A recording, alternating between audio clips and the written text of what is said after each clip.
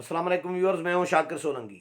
Viewers, election commission से दो खबरें हैं, बहुत इंपॉर्टेंट खबरें हैं। एक फॉरेन फंडिंग केस से मुतल्लिक है कि हुकूमत की इलेक्शन कमीशन ने दरख्वास्त इस्तदा जो है मुस्तरद कर दी है कि जो फॉरेन फंडिंग केस से मुतल्लिक स्क्रूटनी कमेटी की रिपोर्ट है इसको खुफिया रखा जाए। ये हुकूमत ने इस्तदा की है इलेक्शन कमीशन को, लेकिन इलेक्शन कमीशन ने मुस्तरद कर दी है। क्या कहा है इलेक्शन कमीशन ने, इस पर भी बताऊंगा। लेकिन एक और ख़बर भी है इसके साथ।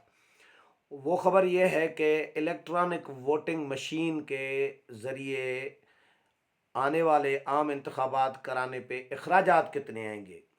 ये आज रिपोर्ट पेश हुई है। फिनांस कमेटी जो है इलेक्शन कमीशन की, उसने रिपोर्ट पेश की है कायमा कमेटी में, सेनेट की कायमा कमेटी में। उसमें यह बताया गया है कि 258 अरब रुपए, कितने, 258 अरब रुपए आम इंतखाबात पे खर्चा आएगा इलेक्ट्रॉनिक वोटिंग मशीन के ज़रिए अगर कराएंगे तो। अब मुझे बताएं कि 258 अरब रुपया इस वक्त मुल्क के जो मईशत का जो हाल है, क्या मुल्क अफोर्ड कर सकता है, क्या मुतहम्मिल हो सकता है कि 158 अरब रुपया इनके पास लोगों को तनख्वाहें देने के लिए पैसे नहीं है, लोग फारिग करे जा रहे हैं, महंगाई रोज़ दिन ब दिन बढ़ा रहे हैं, कर रहे हैं, और टैक्सेस बढ़ाए जा रहे हैं। तो ऐसे हालात में कहाँ से पैसा आएगा कि 258 अरब रुपए इलेक्शन पे, सिर्फ इंतखाबात पे खर्च आएगा। किस तरह का, किस किस मद में आएगा वो भी मैं आपको बताता हूँ कि कितने अरब किस मद में आएंगे। मशीनों पे कितना आएगा, उनकी देखभाल पे कितना आएगा, उनके वेयर हाउस पे रखने पे कितना आएगा, मेंटेनेंस पे कितना आएगा, मुलाजमीन पे कितना आएगा, तरबियत जिनको दी जाएगी उनकी तरबियत पे कितना आएगा। तो ये पूरा इसमें डिटेल दी गई है फिनांस कमेटी की तरफ से कि ये इस मद में इतना इतना खर्चा आएगा। और मीडिया कंपेन पे भी अरबों रुपए। मैं तो हैरान रह गया हूँ कि इतना खर्चा कैसे आएगा।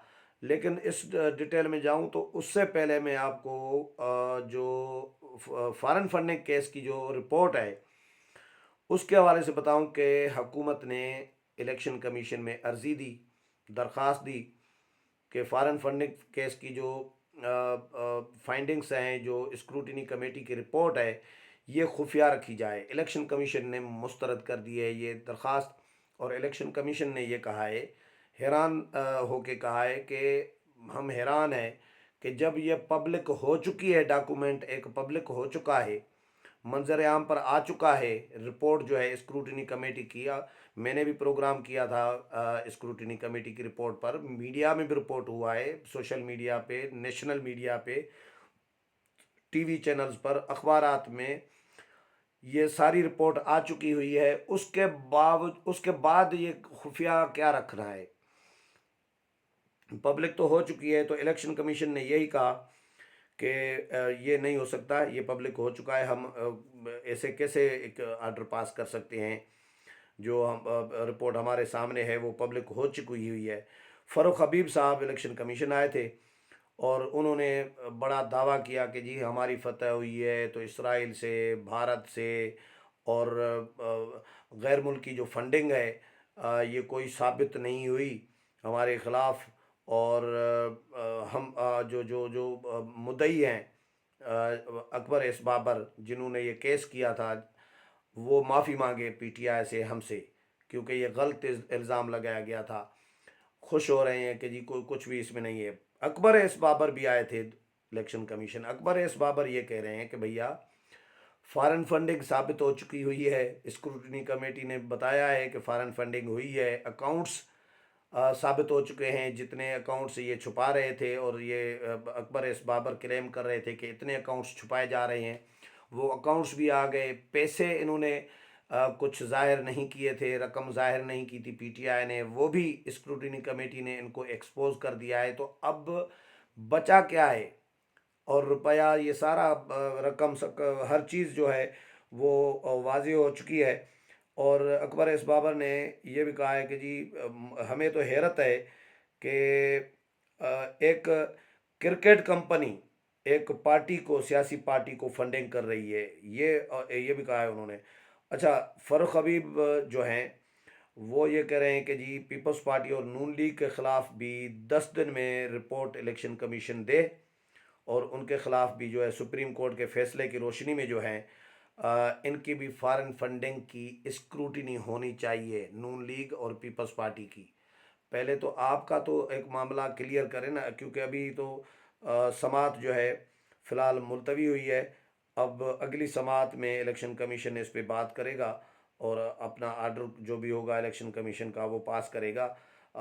इसके अलावा जो इलेक्ट्रॉनिक वोटिंग मशीन की मैं बात कर रहा था, कि इलेक्ट्रॉनिक वोटिंग मशीन के ज़रिए आम इंतखाबात अगले जो होने हैं 23 के या 22 में, और उन पे 258 अरब रुपए खर्चा आ रहा है।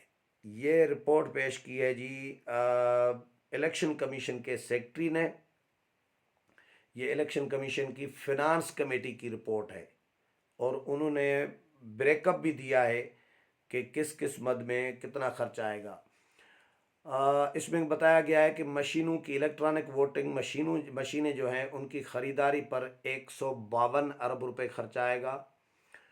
इसी तरह इन मशीनों को चलाने के लिए 23 अरब रुपया खर्च आएगा, और वेयर हाउस और देखभाल के लिए, मशीनें खड़ी कहाँ करनी है, उनकी देखभाल करनी है, इस पर भी 35 अरब रुपया खर्च आएगा। ये समझ में नहीं आ रहा, यकीन नहीं आ रहा, 35 अरब रुपए मशीनों की देखभाल के लिए खर्च आएगा।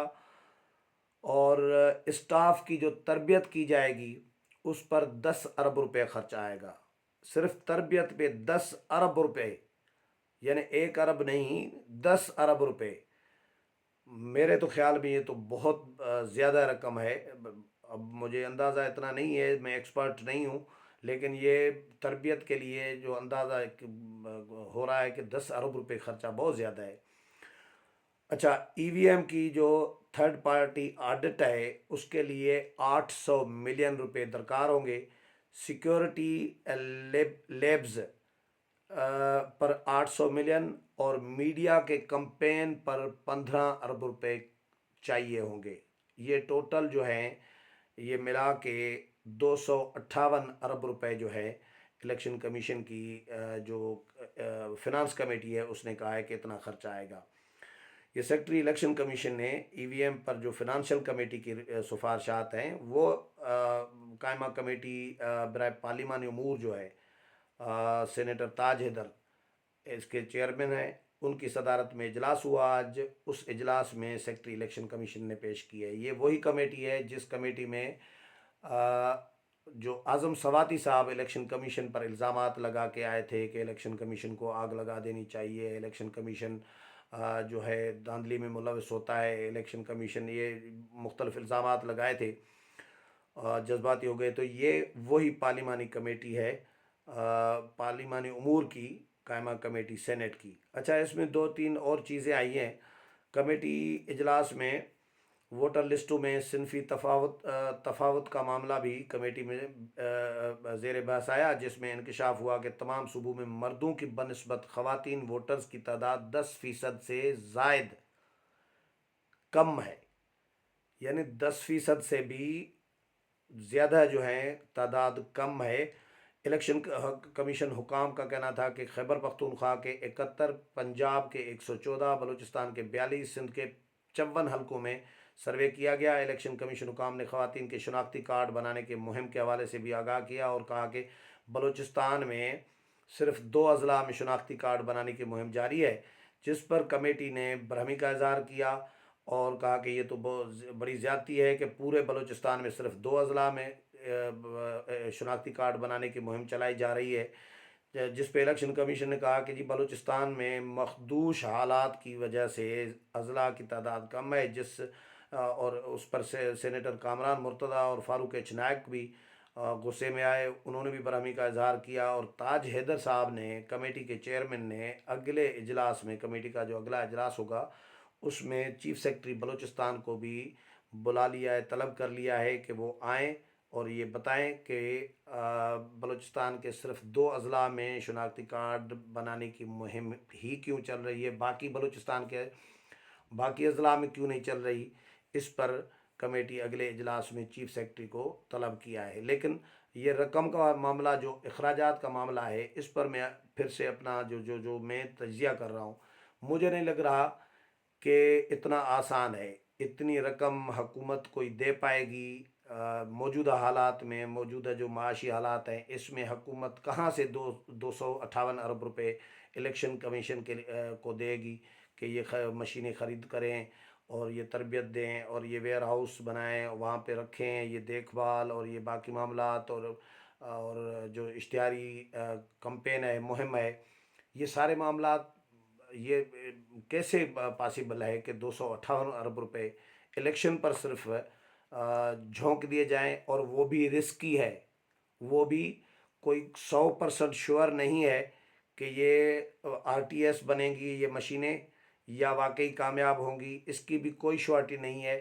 حکومت صرف شور ہے کہ حکومت سمجھ رہی ہے کہ جی بھائی یہ بالکل شفاف ہوگی، کیونکہ حکومت نے اپنا جگاڑ یہ اس میں سمجھا ہے کہ اپنا ہماری کامیابی اور ہمارا جو دھندا ہے، جو دھاندلی ہے، وہ اس کے ذریعے ہم کر سکتے ہیں، دوسرا طریقہ نہیں ہے۔ الیکشن کمیشن انکاری اور حکومت کا زبردستی الیکشن کمیشن کو بھی دباؤ میں ڈالنا، لیکن الیکشن کمیشن نے 258 ارب روپے کی جو حکومت کو نسخہ دیا ہے، اب مجھے نہیں لگ رہا کہ حکومت اس پہ کوئی راضی ہوگی۔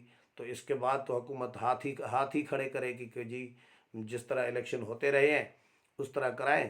لیکن RTS جو سسٹم تھا وہ تو ظاہر ہے فیل ہو چکا ہے، اس کا تجربہ دوبارہ تو کوئی جماعت راضی نہیں ہوگی، نہ ہی اسٹیبلشمنٹ ایسی کوئی اب رسک لے گی۔ لیکن بہرحال دیکھتے ہیں حکومت کا کیا آگے لاہے عمل آتا ہے EVM کے حوالے سے، اسپیشلی الیکٹرانک ووٹنگ مشین کے حوالے سے، کہ حکومت اس پر قائم رہتی ہے یا ہاتھ کھڑے کرتی ہے۔ امید ہے پروگرام پسند آیا ہوگا، اگلے پروگرام میں پھر ملاقات ہوگی، تب تک اجازت چاہتا ہوں، اللہ حافظ۔